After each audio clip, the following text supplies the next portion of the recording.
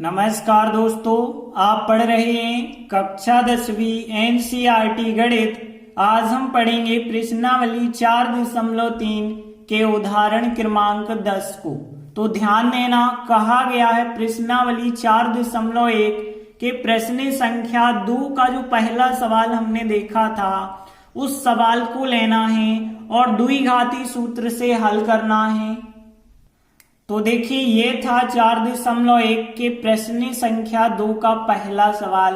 क्या था? एक आयताकार भूखंड का क्षेत्रफल 528 मीटर वर्ग है। क्षेत्र की लंबाई मीटरों में यदि देखें तो चौड़ाई के दुगने से एक अधिक है। अब यदि हमें भूखंड की लंबाई और चौड़ाई ज्ञात करना है तो किस सूत्र से? द्विघाती सूत्र से आप हल करेंगे। तो देखिए, यहाँ पे हमें लंबाई और चौड़ाई दो चीजें ज्ञात करनी है। इनमें से किसी एक को हम x मान के चलते हैं, बाकी दूसरी चीज प्रश्नानुसार मानेंगे। तो देखिए, हमने माना भूखंड की चौड़ाई x मीटर है तो लंबाई फिर प्रश्नानुसार होगी। तो लंबाई की यदि हम बात करें तो प्रश्न में कुछ ना कुछ दिया गया होगा। तो देखिए, क्षेत्र की लंबाई चौड़ाई के दुगने से एक अधिक है तो चौड़ाई कितनी है? x है। x का दुगना करेंगे फिर एक ज्यादा करेंगे तो यहाँ लंबाई क्या है? चौड़ाई के दुगने से एक अधिक है तो लंबाई हो गई फिर 2x + 1 मीटर हो जाएगी लंबाई। अब देखिए, आगे प्रश्न में क्या कहा गया था? आयताकार भूखंड का क्षेत्रफल 528 मीटर वर्ग है। तो देखिए, हमने लिखा आयताकार भूखंड का क्षेत्रफल कितने के बराबर है? 528 मीटर वर्ग।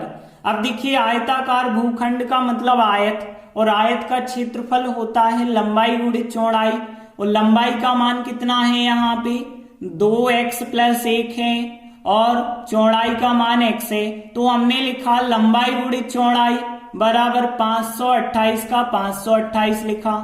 अब 2x का गुणा x से किया जाए तो यहाँ 2x वर्ग हो गए और 1 का गुणा x से करेंगे तो 1x आएगा, और 528 चाहे तो आप इस तरफ ला सकते हैं बराबर में 0। तो ये बन गया हमारा एक द्विघात समीकरण। अब हमें इस द्विघात समीकरण को द्विघाती सूत्र से हल करना है।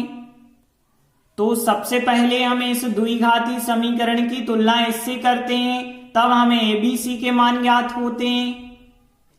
तो हमने लिखा है इस द्विघात समीकरण की तुलना ax वर्ग + bx + c बराबर 0 से करने पर a का मान कितना हो जाएगा? 2। b का मान यहाँ कुछ नहीं है तो 1 माना जाएगा, +1 हो जाएगा b का मान।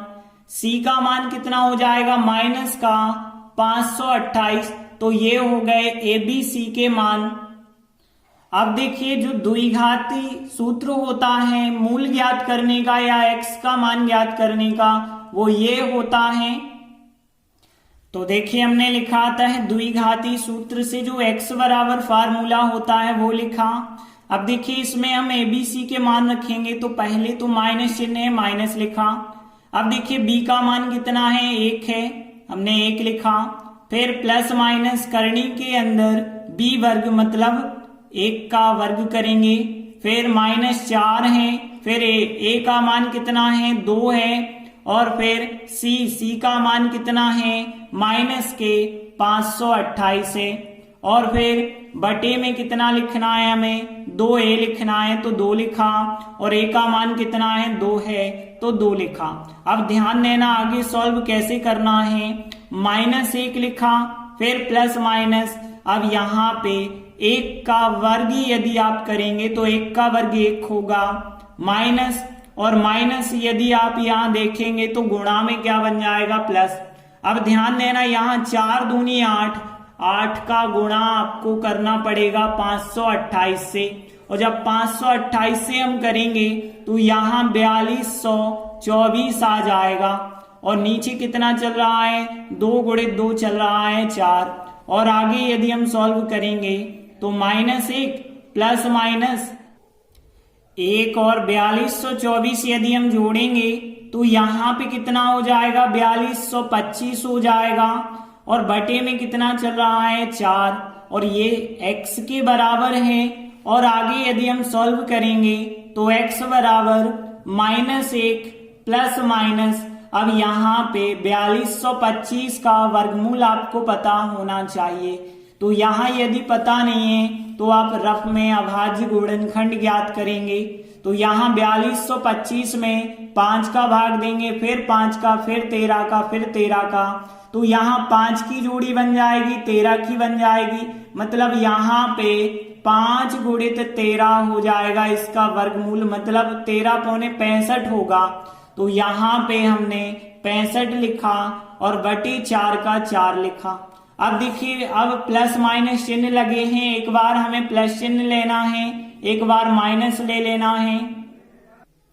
पहले हम प्लस चिन्ह लेते हैं तो x बराबर -1 प्लस के 65 लिए गए हैं और बटे 4। ध्यान रखना इन दो चिन्हों में से प्लस चिन्ह लिया है, और फिर माइनस के हैं 1 और प्लस के 65 हैं, 64 बचे, और बटे में 4 हैं, 4 का भाग 64 में देंगे, 16 बार जाएगा तो x का मान आ गया 16।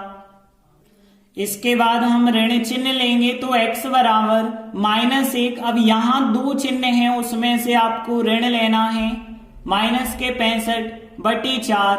अब देखिए यहाँ पे हो जाएंगे माइनस के 66 बटे 4। अब देखिए यहाँ पे ये संख्या 4 का भाग तो पूरी तरह नहीं जाएगा, लेकिन 2 से आप काटेंगे तो 33 आ जाएगा, यहाँ पे 2 आएगा, और आप दशमलव में भी निकालेंगे 16.5, ये माइनस का आया। और हमने x जो माना था वो चौड़ाई माना था, इस वजह से x का मान -16.5 मान्य नहीं होगा। तो देखिए हमने लिखा यहाँ x बराबर -16.5 जो है वो मान्य नहीं होगा, क्योंकि x है चौड़ाई और चौड़ाई कभी ऋणात्मक नहीं होती है, इस वजह से x बराबर 16 मान्य होगा। और x बराबर यदि 16 मान्य है तो भूखंड की जो चौड़ाई है वो हमने x मानी थी, जो कि 16 मीटर हो जाएगी। और यदि लंबाई की बात करें तो लंबाई हमारी क्या थी, 2x + 1 थी, जो कि क्या हो जाएगी, 2x का मान 16 + 1, मतलब यहाँ 16 दूनी 32 और 1 33 मीटर हो जाएगी इसकी लंबाई। इस प्रकार से हमें लंबाई और चौड़ाई ज्ञात करनी थी, जो कि कितनी हो गई, 16 और 33। इस प्रकार से उदाहरण 10 कंप्लीट हुआ। धन्यवाद।